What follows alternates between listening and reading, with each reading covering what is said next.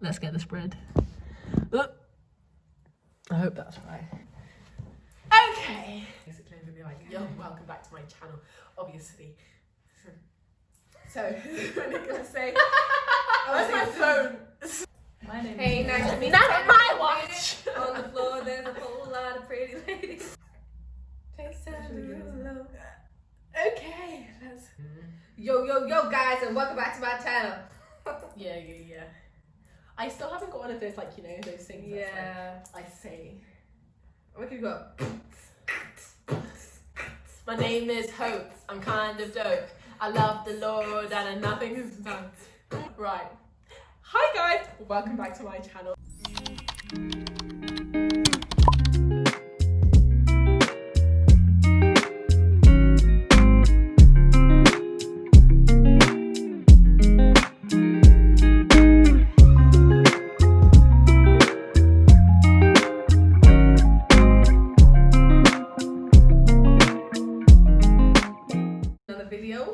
Welcome back to another video. This is actually requested by you guys, the audience. I set up a little Q&A on Instagram saying, hi, what dating and relationship questions do you have? And I said one who was going to do it. And a special guest is also here, Okay. So yeah, that's right. Introduce yourself, guys. I'm Bonte. and I'm Naomi. She is a singer. Go buy her album. I'll put it here. Go stream her single on Spotify. Okay. Follow her on Instagram. She's an upcoming model. I'm 5'1". Nice. Right, yeah. We need Short model. diversity.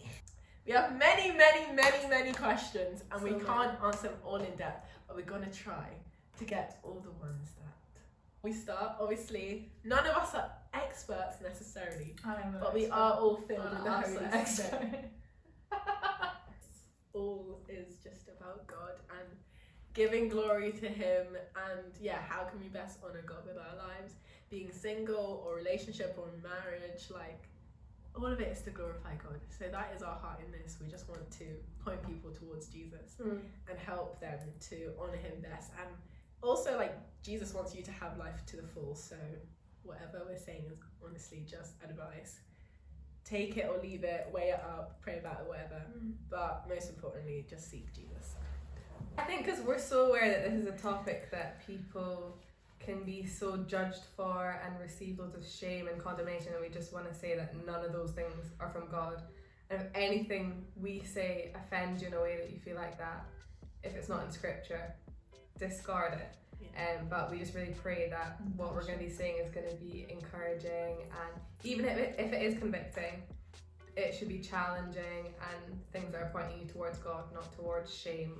Awesome. Okay, so a lot of people sent some questions on Instagram, and we're just going to try and get through some ones which we think were like popular or like a lot of people have questions about, and then we'll probably have to make some more videos about specific topics. But right now, just a little introduction, Q&A vibes. You can follow me on Instagram if you want to be a part of the next Q&A, and you can ask a question next time.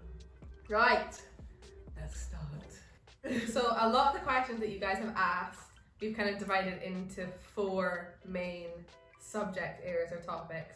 So we're gonna talk first about singleness, and then we're gonna talk a bit about relationships and dating, and then we'll talk a bit about sex and all the big questions around that and boundaries, and then lastly about just all of the pressure of Christian dating, and for maybe people that aren't Christians or who haven't grown up in a Christian context, some of the things that are scriptural and some of the things that just really aren't, that the Christian culture kind of come up with. So yeah, we'll try and divide them into those. So if you don't hear your question being directly answered, it's because loads of people asked a similar one, or just try and merge them into. I can try and do like timestamps of it, but that also requires a lot of effort.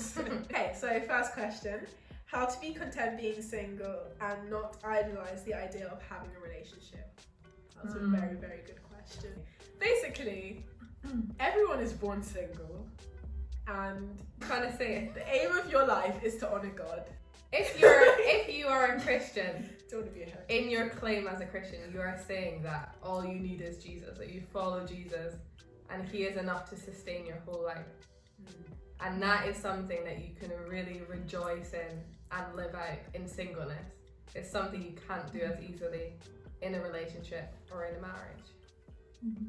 Yeah, and I think when you like idolize relationships, or if you idolize anything, it's because Jesus isn't on the throne of your heart and you're not putting him first. And I think when it comes to anything in life, you know, you can have idols that are not God, and that's, you know, at the end of the day, that's wrong. And I think it doesn't matter whether you're single or you're in a relationship or you're married, and you might be happily married, like you can still idolize other stuff that's not Jesus, but at the end of the day, like it has to be Jesus who completely satisfies and fulfills you. Like, I don't know, like that's the way I put it, but yeah, and I also think you're only, if you're unhappy in your singleness, don't think that being in a relationship is going to fix that, because it's not.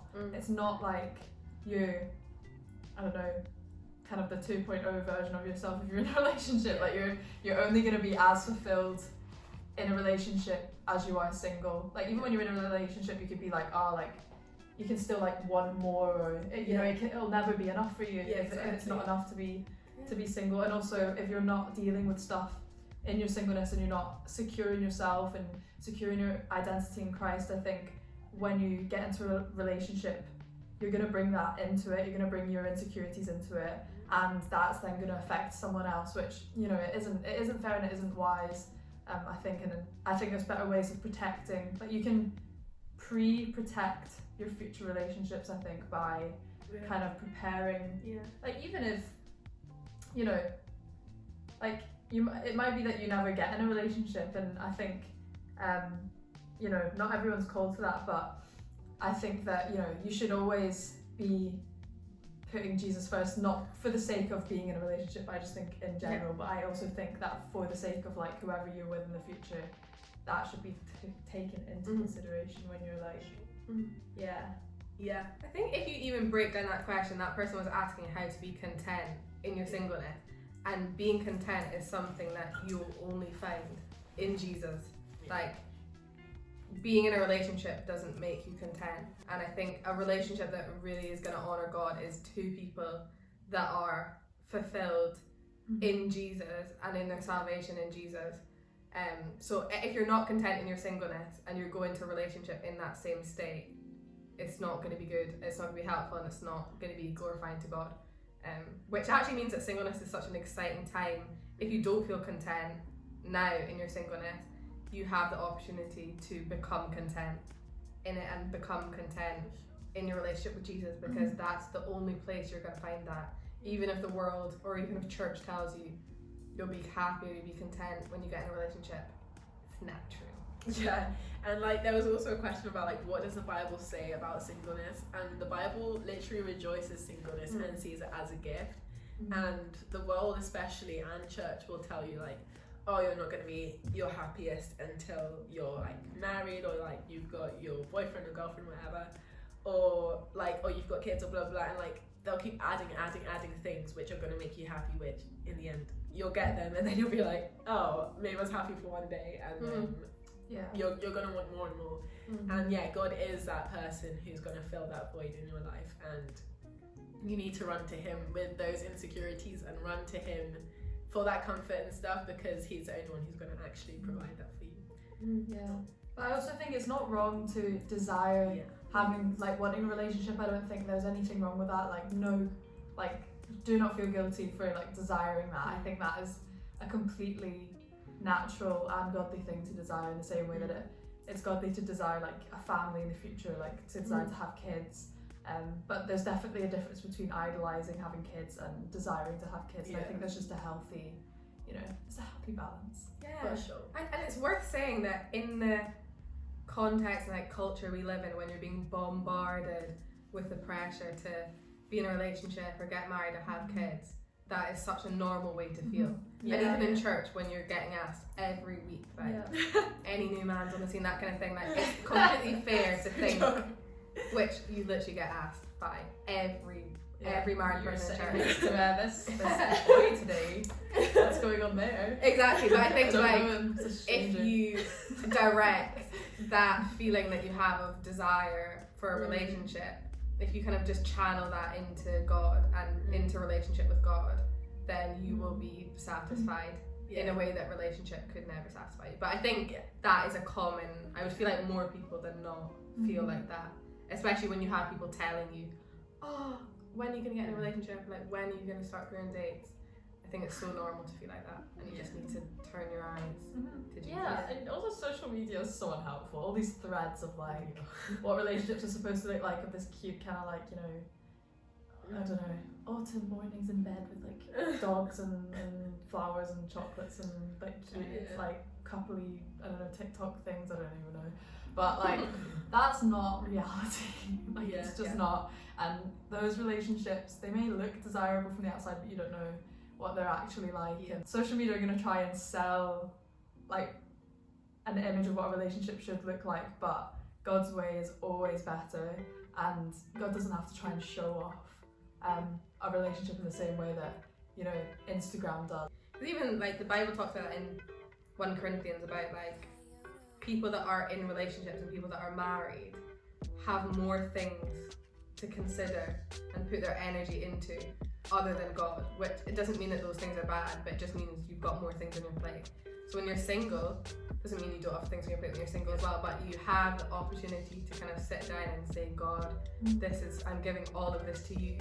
Whereas when you're in a relationship or you're married, you're having to say, giving all to God, but then I also need to think about this person. Responsibility. Exactly. Like, what are some things you think is useful to do while in time? I think I would always say, like, don't wish your time away.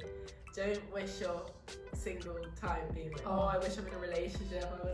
You're never ever gonna be single ever again in your life. Like once you meet who you're gonna be with, like there's a possibility that you will never ever be single again. And you know, when you have 4 screaming kids running around the house, you're gonna think, wow, I wish I'd used my time. Those were the days when there was silence. Yeah, especially if you're our age and you're a student. I think a lot of people come to uni thinking, I'm gonna find who I'm gonna marry at uni.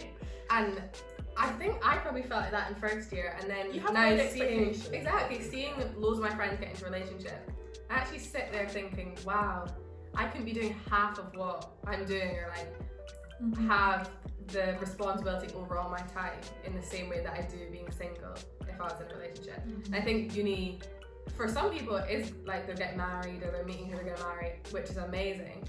But I also think it's the time where you can really look at your life and give all of your life to Jesus without responsibility. Well, you had your degree as well, obviously. But yeah, I think it's such a gift. So I think remembering that, but then also just spending time with Jesus. Like if you're sitting longing for someone to love you and affirm you and appreciate you and speak good things over you, the kind of things you get in a relationship, you can get all of those things and so much more from God. So yeah, I think just get into the Word and read what He thinks about you and what He says about you. The thing is that anyone practices. Oh, mentoring, like yes, be discipled, and be discipled by people in real relationships as well. I think it's so important to get rid of the cultural like ideal of a relationship and marriage, because I think as soon as you are let into one, especially a marriage that's kind of been going on for years and years, you realise how hard they are, how amazing they are at the same time. But yeah, I think find people that you see in a relationship that you would want to be in, not in a weird way, but just in like the kind of relationship that you'd want. Like people you learn from them instead of from Netflix and from music and from Tinder. Okay. Yeah. Outing some people today. Oh, we're going to your house today. Mighty ho. How do I find some attractive Christian guys? Well, you know, Daniel was an attractive guy in the Bible. People that were asking like, how do you go read about him? How do you go read about Jesus? By saying what? Jesus is asking. Jesus is asking. Okay, just start. That's guy. Cheers to the revolution. Moisturize those hands, girl.